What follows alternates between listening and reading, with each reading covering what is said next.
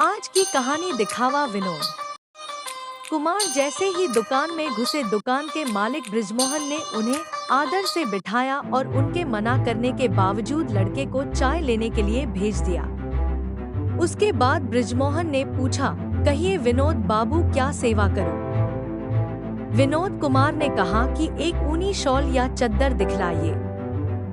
विनोद कुमार बृजमोहन की दुकान के पुराने कस्टमर हैं, इसलिए वो जानते हैं कि विनोद कुमार की पसंद हमेशा ऊंची होती है और पैसे का मुंह देखना वो नहीं जानते। सो उन्होंने एक से एक बढ़िया ऊनी शॉलों और चद्दरों का ढेर लगा दिया।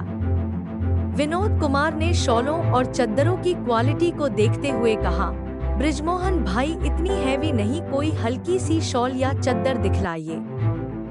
यह सुनकर बृजमोहन को विश्वास नहीं हुआ तो उन्होंने कहा, हल्की? और आप क्यों मजाक कर रहे हो विनोद बाबू?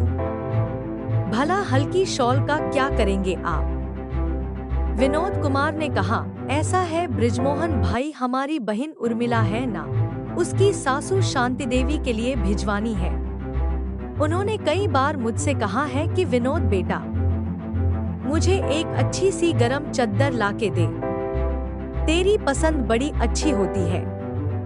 पहले भी तूने एक शॉल लाकर दी थी जो बहुत गर्म थी और कई साल चली थी।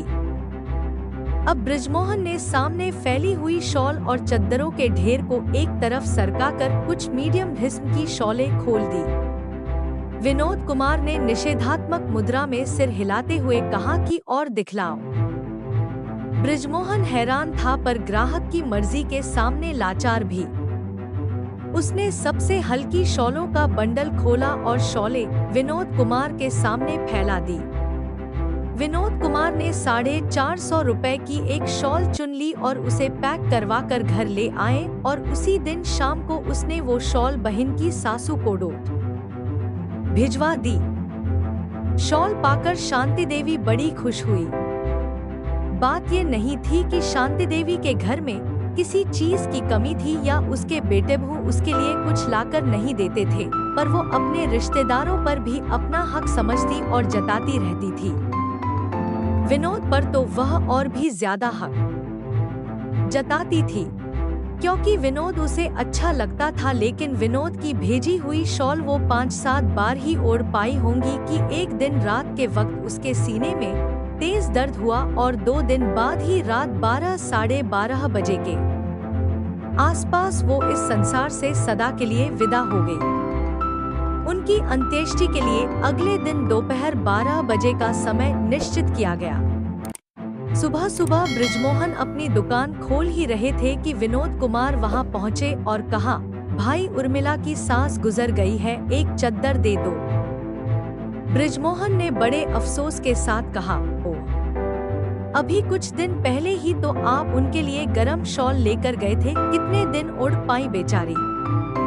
उसके बाद बृजमोहन ने चद्दरों का एक बंडल उठाकर खोला और उसमें से कुछ चद्दरें निकाली। विनोद कुमार ने चद्दरें देखी तो उनका चेहरा बिगड़ सा गया और उन्होंने कहा कि बृजमोहन भाई, जरा ढंग की चद्दरें निकालो। कई बंडल खुलवाने के बाद विनोद कुमार ने जो चद्दर पसंद की उसकी कीमत थी 2500 रुपए। बृजमोहन ने कहा, विनोद बाबू, वैसे आपकी मर्जी, पर मुर्दे पर इतनी महंगी चद्दर कौन डालता है? विनोद कुमार ने कहा, बृजमोहन जी, बात महंगी सस्ती की नहीं, हैसियत की होती है। उर्मिला के ससुराल वालों और उनके दूसरे रिश्तेदारों को पता तो चलना चाहिए कि उर्मिला के भाई की हैसियत क्या है और उसकी पसंद कितनी ऊंची है। दोस्तों, मुझे याद है मेरे पिताजी अक्सर एक बात कहते थे, मुर्दे को पूजे ये दुनिया, जिंदे की इज्जत कुछ भी नहीं। मतलब जितना अपनेपन का दिखावा या सहारा मरने वाले इंसान या उसके परिवार से बाद में करते हैं, अगर जीते जी उतना सहारा बन जाए तो शायद बात कुछ और हो। कहने को मरने वाले को कंधा देना पुण्य मानते हैं लोग, वही कंधा या सहारा जीते जी दे तो बात कुछ और ही हो। अपना सुधार संसार की सबसे बड़ी सेवा है।